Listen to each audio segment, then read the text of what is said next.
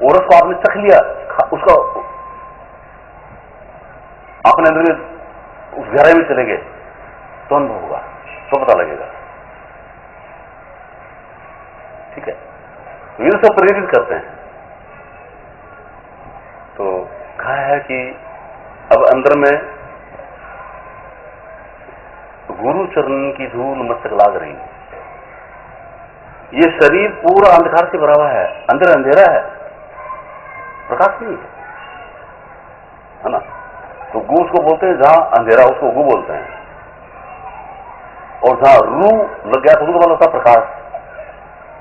ठीक है, तो इसी के अंदर कोई ऐसे एक पर्टिकुलर जगह है, ऐसा पर्टिकुलर पॉइंट है जहां पे प्रकाश है ना। लेकिन वो प्रकाश किसका है? वो चेतन का प्रकाश है। वो सूर्य जैसा नहीं है, चंद्रमा जैसा नहीं है, ऐसा प्रकाश नहीं, ट्यूबलाइट जैसा नहीं है। वो चेतन का प्रकाश है ना। इसके लिए बताया जाता, देखिए सूर्य का, चंद्रमा का, ट्यूबलाइट का, ये जो प्रकाश है ये तो फिजिकल प्रकाश है, भौतिक प्रकाश कहा जाता है इनको। ठीक है, भौतिक प्रकाश की अपनी जगह होती है और बाकी प्रकाश की अलग जगह होती है। उसके आगे प्रकाश होता है जानकारी का, नॉलेज का, शिक्षा का प्रकाश। तो शिक्षा का प्रकाश कैसा है? अब ये शिक्षा का प्रकाश है, ग्रेट। इसको पढ़ सकता है, जो पढ़ा हुआ वो देखेगा, वो बता सकता है कि क्या लिखा है इसके ऊपर।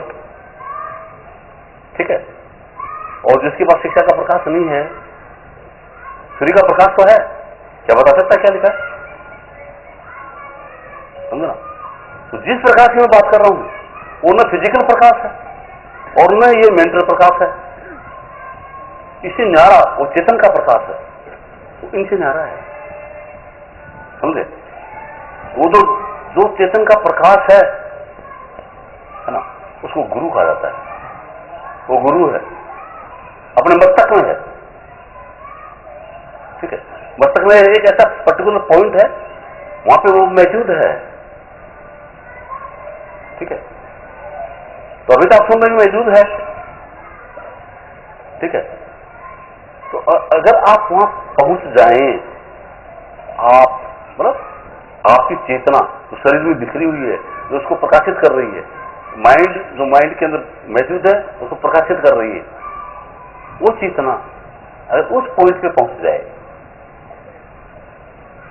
ठीक है, अंधकार हट जाएगा, प्रकाशित हो जाएगी।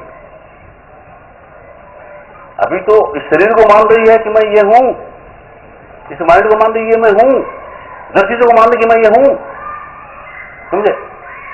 लेकिन अगर उसके पास में चली गई जहां पे वो चेतन का प्रकाश है, वहां तक ये आत्मा पहुंच गई, ये जीव पहुंच गया, ये चेतना पहुंच गई वहां, ठीक है, तो उसको पता लग जाए कि शरीर मैं नहीं हूं, माइंड में नहीं हूं, मैं तो ये हूं। अपनी चेतना का पता लग जाए कि मैं ये हूं, तो चेतन आत्मा है ना। उसको अपना आत्म ज्ञान हो जाएगा, मतलब सेल्फ रियलाइजेशन हो जाएगा। उसको बोलते हैं सेल्फ रियलाइजेशन, वो होगा उसको, समझे। तो उसके लिए कहते हैं कि हमारे सतगुरु चरणों की धूल मस्तक लाग रही है, कि हमारे सतगुरु के चरणों की जो धूल है वो मस्तक में लगी हुई है, जिससे वो धूल चढ़ गई है ना, तो दुविधा नहीं रहेगा, सब दुविधा खत्म, सब दुविधा खत्म। क्यों? इससे संसार, ये संसार कहलाता है, इसी क्षेत्र से संसार कहते हैं। ये विषमी घाटी है ना, अनंत युग बीत गए, 84 लाख योनि में चक्कर काटते हुए आज तक इस घाटी को पार नहीं कर पाए। चलते हमेशा, कभी कीड़ी की योनि में चले, कभी मकोड़ी की योनि में चले, कभी गधे घोड़े है ना इसी योनि में चले, कभी ब्रह्मा की योनि में चले, विष्णु की योनि में चले, शिव की योनि में चले, इंद्र की योनि में चले, सब योनि में घूम के आ गए। लेकिन अब तक ये यात्रा पूरी हुई नहीं, चलती रही है, इतनी विषम घाटी की पार नहीं हो रही है ना। लेकिन इनमें चले, अगर यहां आ गए जहां पे वो सतगुरु का पॉइंट है, चेतन का जहां प्रकाश है वहां पहुंच गए, एकदम यात्रा पूरी। कि वो है जगना। कैसा जगना? देखिए, रात को सो गए अपन और स्वप्न में पहुंच गया अमेरिका, ठीक है, सपने में पहुंच गए और वहां क्या हुआ कि जैसे एयरपोर्ट से बाहर आए तो गुंडे आ गए, बदमाश, निगरो बोलते हैं उनको, वो आ गए, आपका पासपोर्ट छीन लिया, आपका वीजा छीन लिया, आपके डॉलर छीन लिया, आपका मोबाइल वगैरह सब छीन लिया, है ना, आपको नंगा कर दिया। अब घबरा रहे हैं पूरी तरीके से कि फिर यहाँ कोई जान नहीं है, पहचान नहीं है, पैसा एक पास रहा नहीं, पासपोर्ट लेके वीजा रह गए, वीजा भी ले गए, मैं हिंदुस्तान कैसे पहुंचूंगा? ऐसी घबराई व्यवस्था के अंदर है ना। और उसको कहोगे नहीं मेरा वो पासपोर्ट वीजा तो मुझे दे दो, और जोर से आप थप्पड़ मारे हो, है ना, और आप जग जाए, जब जग जाए आप, हिंदुस्तान, अमेरिका से हिंदुस्तान में कितना टाइम लगा? थे हिंदुस्तान में 4-5 दिन थे, कितना टाइम लगा उसको? कुछ नहीं, समझे? अभी सोए हुए हैं, अभी जो अपनी अवस्था है सोई हुई अवस्था है, समझे? और आशा नहीं, अनंत युग बीत गए, सोए हुए हैं, जगे नहीं अभी तक, है ना, या दुखी सुखी हो रहे हैं, ठीक है। और जब सोई हुई अवस्था के अंदर कोई ये कहे कि तेरे को सपना आया हुआ है, तो अमेरिका नहीं आया है, तेरा पासपोर्ट नहीं छीना, तेरा वीजा नहीं छीना, तेरे को मार नहीं रहे हैं, मानेंगे क्या? क्योंकि मेरी तो पिटाई हो रही है, तो कुछ मैं हिंदुस्तान जाऊंगा कैसे? देखो ये मेरे को उपदेश दे रहा है, समझे? लेकिन आपकी ये हालत देख करके, घबराई हुई हालत देख करके, कोई जगा हुआ आदमी आपके पास में खड़ा हो और वो जगा दे तो तुरंत हिंदुस्तान आ जाएंगे ना। उस हिसाब से क्या है, संत सदगुरु जिसको कहते हैं उसको जगा हुआ पुरुष कहते हैं, और आपको जगाने के लिए आते हैं, ठीक है। तो अभी तो आप सपने में इसलिए मानते नहीं, सपने में नहीं मान रहे, जब जग जाएंगे तो मानेंगे, ठीक है। वहां पहुंच गए तब दुविधा दूर हो जाएगी, समझे? और जहां पर वो संत सदगुरु, वो चेतन का प्रकाश है, समझे, उसी को हरि का भजन कहते हैं। क्यों? वहां पर क्या है?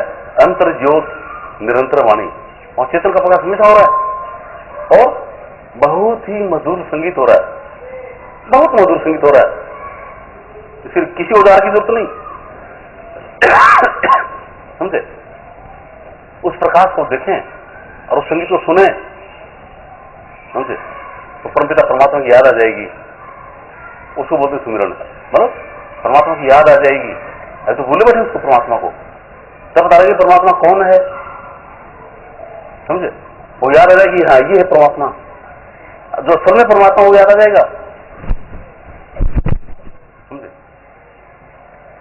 वो याद आ जाएगा अंदर में, और याद आते ही मतलब क्या है, क्या कहा है, जो तिलमाही तेल है, जो चकमक में आग, तेरा प्रीतम तुझ में है, जाग सके तो जाग, तू जागेगा, तो परमात्मा की याद है, परमात्मा वही है, तेरे अंदर ही है, तेरे पास है, दूर नहीं है ना, कि रहता हूं हरदम मैं तेरे पास। अरे अगर तू नहीं जान पाए तो मैं क्या करूं कि मैं तो हमेशा तेरे पास रहता हूं, लेकिन तेरी दिशा उल्टी है, तो मैं कैसे नजर आऊंगा?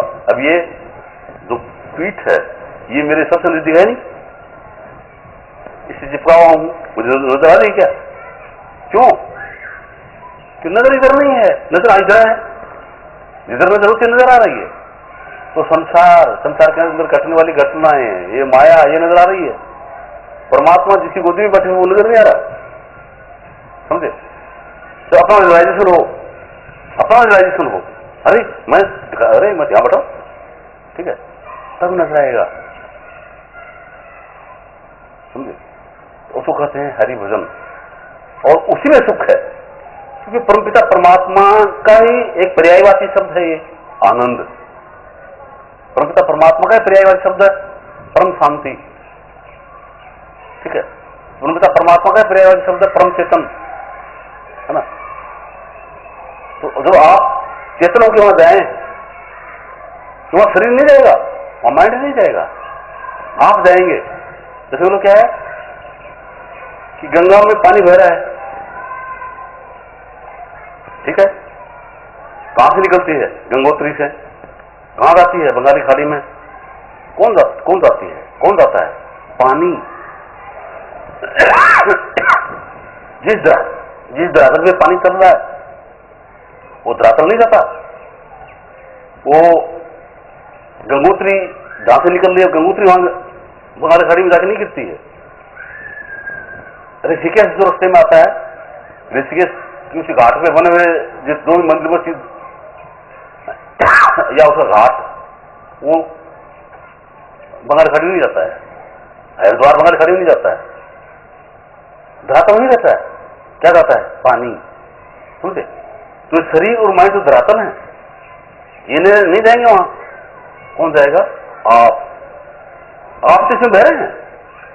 इसमें तो आपकी तो मौजूदगी है। और जिस दिन आप इससे हट गए, अगर चेतन काम से होता है सभी टमाटी का सारा, जिस दिन आप इस चीज से अलग हो गए तो क्या कहेंगे कि राम नाम सत्य है, सत्य बोले गत है। अरे अब बोले क्या मतलब हुआ? जिंदे को बताते तो पता लगता ना कि राम नाम सत्य है। जिंदे जो हो उससे बताया जाए कि राम का नाम वो सत्य है, और उसका अनुभव हो जाए तो जीवन सफल हो जाएगा। और जब वो चेतन सृष्टि निकल गया है ना, तो उसको बता रहे हैं कि राम नाम सत्य सत्य बोले गत है। बताओ वो बेचारे को क्या पता? समझ रहेगा उसको, है ना? तो जिंदगी को बताना है। जगें। कैसे जगेंगे? हरि भजन में जब मौजूद होंगे तब जगेंगे। वो परमात्मा का भजन है जो अंतर ज्योत निरंतर वाणी है, हर इंसान के अंदर मौजूद है। वो कोई पक्षपात नहीं है, न गरीब का, न अमीर का, न पढ़े लिखे का, न अनपढ़ का, न राजा का, न रंग का, है ना, न हिंदुस्तान का, पाकिस्तान, इटली, ईरान, अमेरिका, ऐसा कोई भेदभाव नहीं। वहां अनंत अनंत ब्रह्मांड में जहां पर भी जीव मौजूद है, सबके लिए एक है। वो सबका परमात्मा है ना, और वही आपके अंदर है ना। आत्म में परमात्मा, आत्मा के अंदर परमात्मा है। ठीक है? परमात्मा में आत्मा है। जैसे पेड़ के बीज में पूरा पेड़ है और पेड़ में बीज है, उस हिसाब से आत्मा में परमात्मा है, परमात्मा में आत्मा है। किसी सत्य सत्गुरु के संपर्क में जाओ और अपने भाग्य को जगाओ, तब जीवन सफल होगा। ठीक? सत्य है।